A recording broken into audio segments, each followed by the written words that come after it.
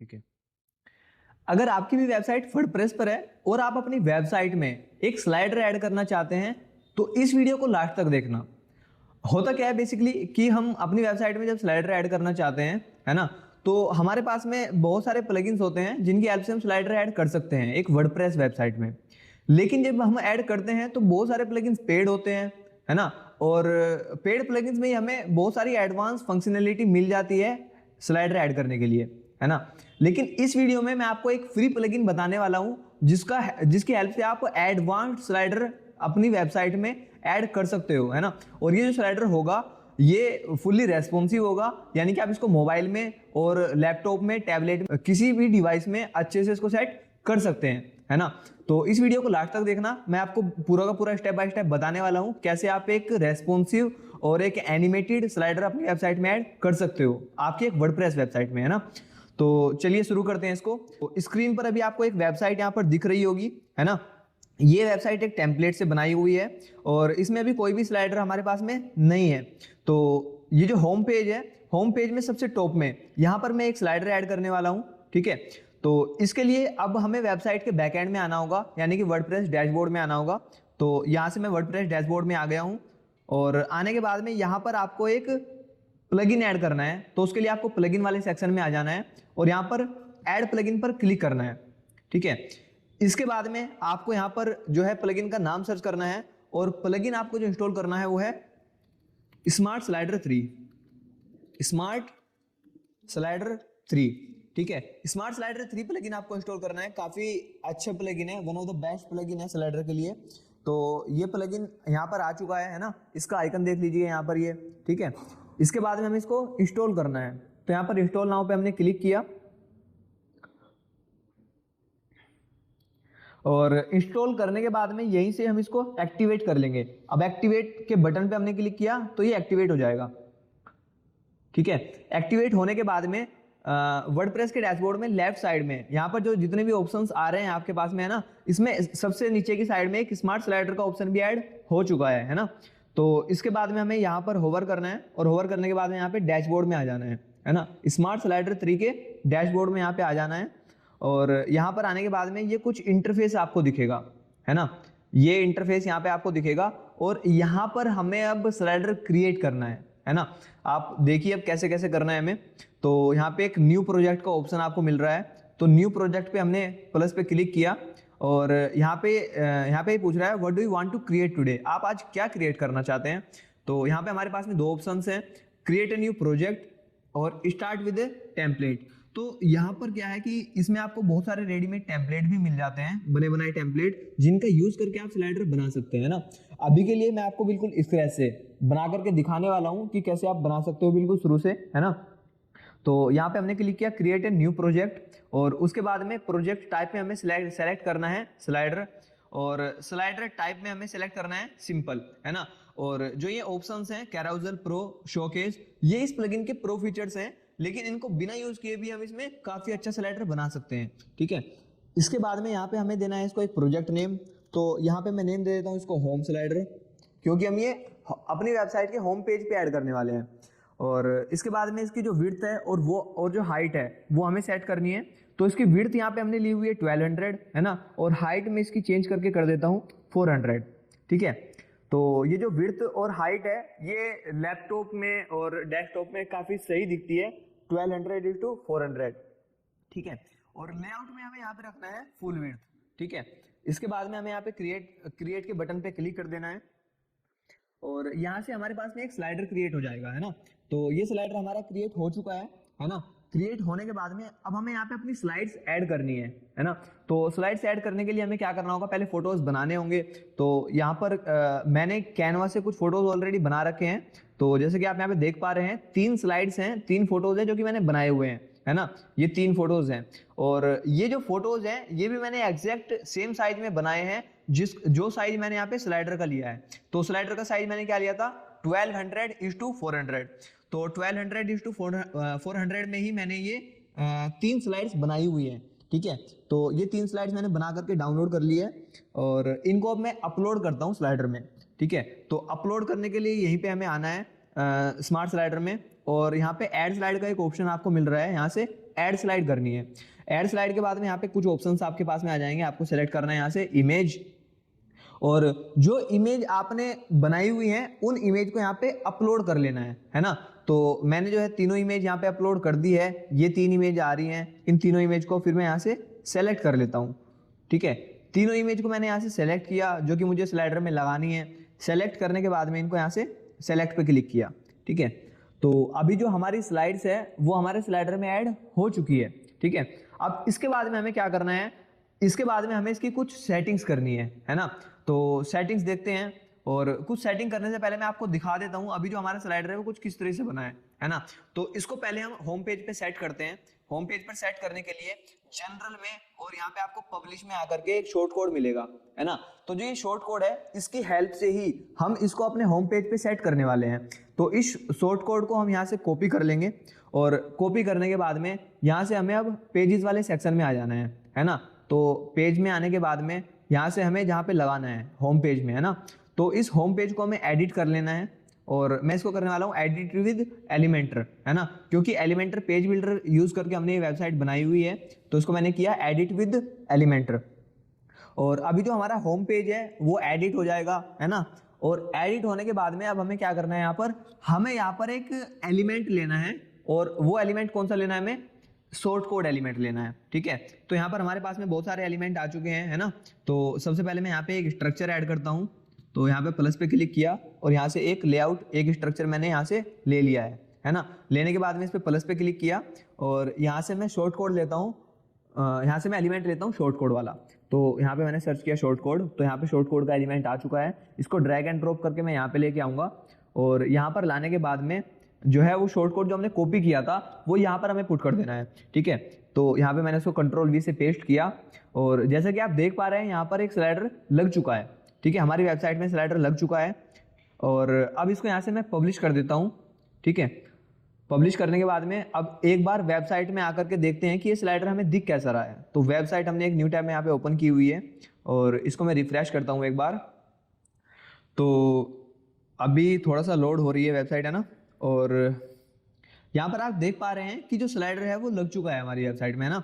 और यहाँ पर कुछ एरो भी आ रहे हैं ना स्लाइड्स चेंज करने के लिए। तो मैं यहाँ पे इन पे क्लिक करता हूँ तो स्लाइड्स ये चेंज हो पा रही हैं। ठीक है, तो ये एक अभी सिंपल स्लाइडर हमने लगाया है, और अभी इसी स्लाइडर की मैं कुछ कुछ सेटिंग करने वाला हूँ, है ना। अब उनको देखना कि ध्यान से देखना कि सेटिंग्स क्या क्या करनी है हमें, है ना। तो वापिस से हमें अब कहाँ पे आना होगा, वेबसाइट में स्लाइडर में आना होगा। ठीक है, तो यहाँ से जो है मैं WP एडमिन में आ जाता हूँ, वेबसाइट के डैशबोर्ड में आ जाता हूँ मैं। तो यहाँ से जो है डैशबोर्ड में आ गया हूँ मैं। डैशबोर्ड में आने के बाद में वापस से हमें कहाँ पे आना है, स्मार्ट स्लाइडर में आना है, और स्मार्ट स्लाइडर के डैशबोर्ड में। ठीक है, तो डैशबोर्ड में आने के बाद में यहाँ पे ये वाला हमारा स्लाइडर है जो हमने बना करके अभी लगाया है, सेट किया है। तो इसको मैं वापस से एडिट करता हूँ, और इसको एडिट करने के बाद में वापस से इसके फीचर्स यहाँ पे हमें दिख जाते हैं, है ना। तो अब देखो हमें यहाँ पे क्या क्या करना है। सबसे पहले हमें यहाँ पे ऑटो प्ले इनेबल करना है। ऑटो प्ले मतलब कि जो स्लाइड हैं अभी वो हमें मैनुअली चेंज करनी पड़ रही थी, है ना। जो वहाँ पे हमें एरो मिल रहे थे उन पे क्लिक करके हमें चेंज करनी पड़ रही थी, है ना। अभी हम इसको ऑटो प्ले ऑन कर देंगे तो उससे होगा क्या, स्लाइड जो है खुद से चेंज होती रहेंगी। तो ये चीज़ करते हैं। ऑटो प्ले पे मैं आया, और यहाँ पे आने के बाद में ऑटो प्ले के बटन को जो है इनेबल कर दिया है। जैसे हमने ऑटो प्ले को इनेबल किया तो यहाँ पे इसकी कुछ सेटिंग्स आ गई है ना। तो सबसे पहले जो है हमें कौन सी सेटिंग मिलती है, स्लाइड ड्यूरेशन। तो ये स्लाइड ड्यूरेशन क्या है, बेसिकली ड्यूरेशन है लाइक कि आपकी जो स्लाइड्स हैं वो कितनी कितनी टाइम में चेंज होंगी, है ना। तो यहाँ पे 8000 ms है, 8000 मिली सेकेंड। तो इसको यहाँ से मैं कर देता हूँ एक तरह से 3000 ms, यानी कि 3 सेकेंड्स। अब जो हमारी स्लाइड्स है वो हर 3 सेकंड में चेंज हो जाएगी। तो एक चेंज हमने पहले ऑटो प्ले किया, ऑटो प्ले को इनेबल किया, और इसके बाद में इसको सेव कर देता हूँ। और इसके बाद में अब हमें आना है कंट्रोल्स में, और कंट्रोल्स में आने के बाद में जो एरो थे अब मैं उनको वहां से हटाने वाला हूँ, हाइड करने वाला हूँ। क्यों? क्योंकि मैंने ऑटो प्ले लगा दिया है, ऑटो प्ले से स्लाइड खुद से चेंज होती रहेंगी, तो उन एरो का वहां पे कोई भी काम नहीं है। ठीक है, अगर आप चाहें तो उनको लगा भी रहने दे सकते हैं और उनको हटा भी सकते हैं, है ना। तो यहाँ से एरो पे आकर के जो है मैं इसको डिसेबल कर देता हूँ यहाँ पे, है ना। तो एरो भी हमारे बंद हो चुके हैं। ठीक है, अब एक लास्ट सेटिंग में इसमें करने वाला हूँ कि मैं इसको एनिमेट करने वाला हूँ, है ना। तो इसमें एनिमेशन वाले सेक्शन में हमें आना है, और मेन एनिमेशन का यहाँ पे आपको एक ऑप्शन मिलेगा। तो यहाँ पर जो है बाय डिफॉल्ट हॉरिजॉन्टल सेट है, तो यहाँ पे आपको बहुत सारे एनिमेट करने के ऑप्शन मिल जाते हैं, लाइक फेड है और क्रॉस फेड है, हॉरिजॉन्टल है, वर्टिकल है ना। तो ये सब ऑप्शंस आपको मिल जाते हैं, यहाँ से आपको किसी को भी चूज कर लेना है जो भी आपको अच्छा लगे। तो मैंने जो यूज किया हुआ है और जो मुझे मतलब अच्छा लगता है वो फेड है, सिंपल बिल्कुल ट्रांजिशन है ये, तो मैं इसी को यूज करता हूँ फेड को। तो मैंने यहाँ से फेड सेलेक्ट किया और अब मैं इसको सेव कर देता हूँ, है ना। और हमने कुछ सेटिंग की है अपने स्लाइडर की, और इसके बाद में वापस से वेबसाइट पे आते हैं। वेबसाइट पे आने के बाद में अब यहाँ पे चेंजेस रिफ्लेक्ट हो, उसके लिए हमें क्या करना होगा, इसको रिफ्रेश करना होगा। तो यहाँ से मैंने इसको रिफ्रेश किया, रीलोड किया पेज को, और रीलोड होने के बाद में जो भी हमने चेंजेस किए हैं वो सब यहाँ पे इम्प्लीमेंट हो जाएंगे, ठीक है। तो यहाँ पे अब हम देखते हैं, आ चुके हैं ना। और अब आप देख पा रहे हैं कि जो स्लाइडर है उसकी जो स्लाइड्स है खुद से चेंज हो पा रही है ना।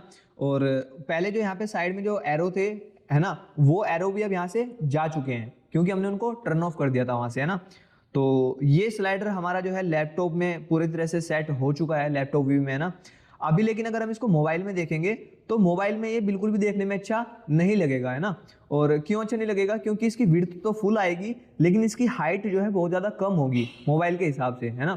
तो क्योंकि मोबाइल की जो स्क्रीन होती है उसकी हाइट ज़्यादा होती है ना, तो उसके हिसाब से हमारा जो स्लाइडर है उसकी हाइट भी ज़्यादा होनी चाहिए, ठीक है।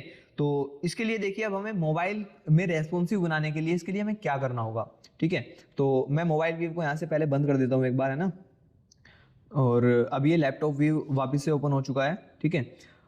अब हमें क्या करना है, वापस से जो है स्लाइडर में आना है ना, स्मार्ट स्लाइडर में आना है। और आने के बाद में यहाँ से जो है हमें इसके डैशबोर्ड में आना है, और डैशबोर्ड में आने के बाद में हमें यहाँ से वापस से एक न्यू प्रोजेक्ट क्रिएट करना है, ठीक है। तो यहाँ से हमने एक न्यू प्रोजेक्ट क्रिएट किया और सब कुछ एज इट इज जैसे हमने पहले किया था ऐसे ही करना है। तो क्रिएट ए न्यू प्रोजेक्ट पे हमने क्लिक किया, और उसके बाद में यहाँ पे हमें स्लाइडर में स्लाइडर चूज रहने देना है, प्रोजेक्ट टाइप में स्लाइडर टाइप में हमें सिंपल रहने देना है, और यहाँ पे हमें एक नेम देना है। तो मैं इसको नाम देता हूँ होम स्लाइडर फॉर मोबाइल, है ना। तो यहाँ से मैंने इसको एक नाम दिया, और ये जो नेम है ये सिर्फ आपको याद रखने के लिए है कि जो स्लाइडर आपने बनाया हुआ है ये कहाँ पे सेट है ना। यूजर का इससे कोई लेना देना नहीं है, यूजर को ये नहीं दिखता है। तो ये हमने इसको एक नाम दिया, और इसकी जो विड्थ है और हाइट है वो मुझे सेट करनी होगी, है ना। तो मैंने जो लैपटॉप के लिए सेट की थी वो की थी 1200:400, है ना।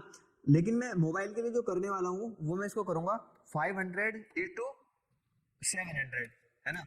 और यहाँ पे देखो मैंने हाइट जो है विड्थ से ज्यादा ली है ना, क्योंकि मोबाइल जो होता है उसकी जो हाइट होती है वो विड्थ से ज्यादा होती है, मोबाइल स्क्रीन की हाइट, है ना।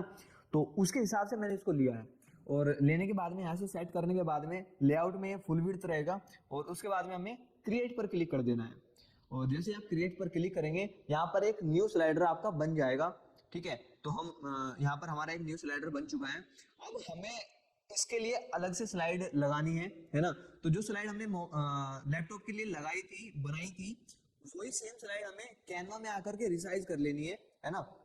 तो मैंने ऑलरेडी रिसाइज करके कुछ टेम्पलेट बनाई हुई हैं, कुछ स्लाइड्स बनाई हुई हैं यहाँ पे, ठीक है। तो ये 3 स्लाइड्स हैं, और आपको सेम साइज की स्लाइड बनानी है जिस साइज का हमने स्लाइडर बनाया है ना। हमने स्लाइडर अभी किस साइज का बनाया था, 500:700। तो ये सेम साइज की 3 फोटोज हैं, इनको मैं यूज करने वाला हूँ, ठीक है। तो वापस से आते हैं वेबसाइट के डैशबोर्ड में, है ना। और यहाँ पे आकर के ऐड स्लाइड पे क्लिक करते हैं, और यहाँ से जो है इमेज को सेलेक्ट कर लेते हैं। तो ये 3 इमेज यहाँ पे आपको दिख पा रहे हैं, 3 स्लाइड्स दिख पा रही हैं जो कि मैंने मोबाइल के लिए अलग से बनाई है। तो इन तीनों को यहाँ से मैं एक बार सेलेक्ट कर लेता हूँ, और सेलेक्ट करने के बाद में नीचे सेलेक्ट का बटन है, इस पर क्लिक करना है। और जैसे कि यहाँ पे आप देख पा रहे हैं तीनों स्लाइड्स ऐड हो चुकी है ना। अब इसके बाद में हमें क्या करना है, सेम सेटिंग जो हमने लैपटॉप के लिए की थी वो सेम सेटिंग हम मोबाइल के लिए करेंगे। क्या क्या है, सबसे पहले ऑटो प्ले को इनेबल करते हैं।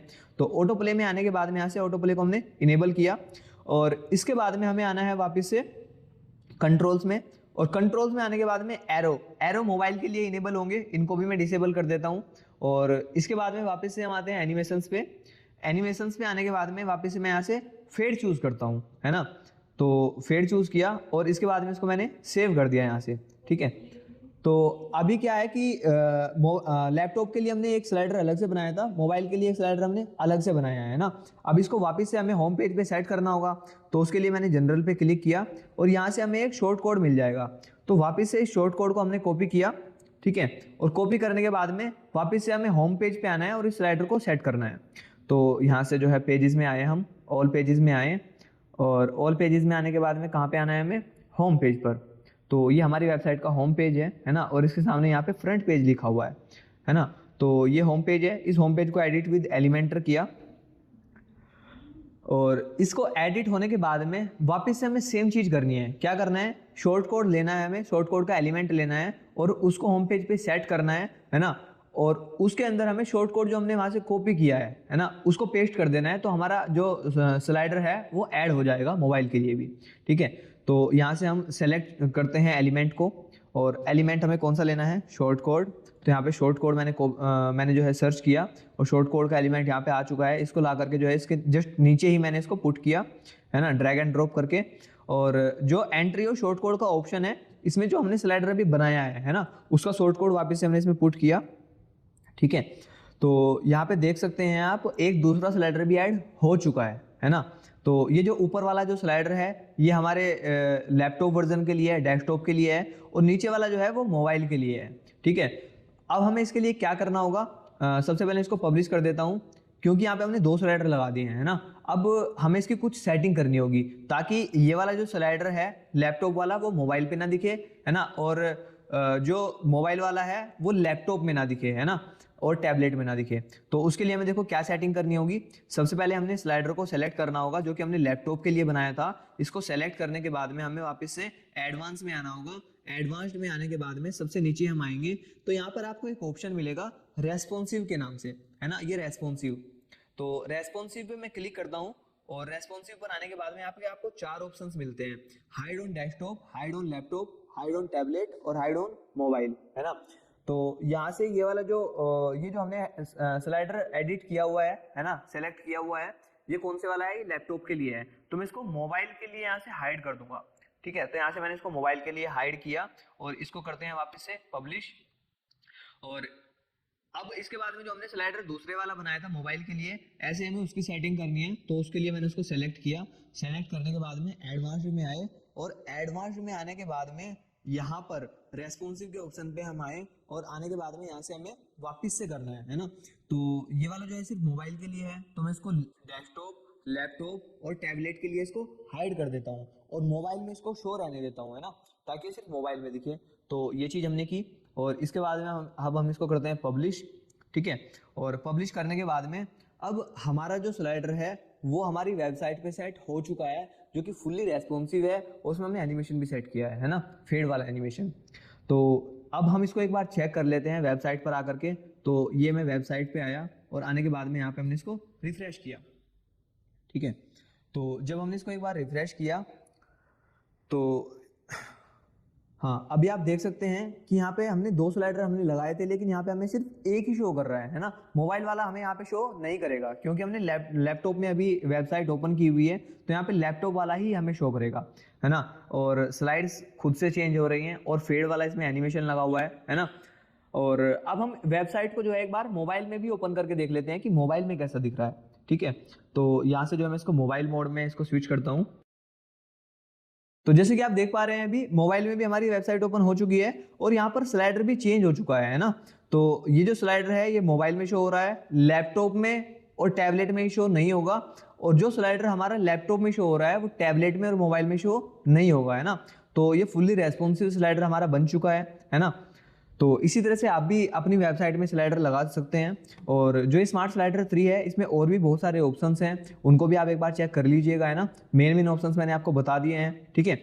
और इसी तरह की और वीडियो के लिए हमारे चैनल को भी सब्सक्राइब कर लीजिएगा, और वीडियो अच्छी लगी हो तो लाइक एंड शेयर करना मत भूलिएगा। Thank you.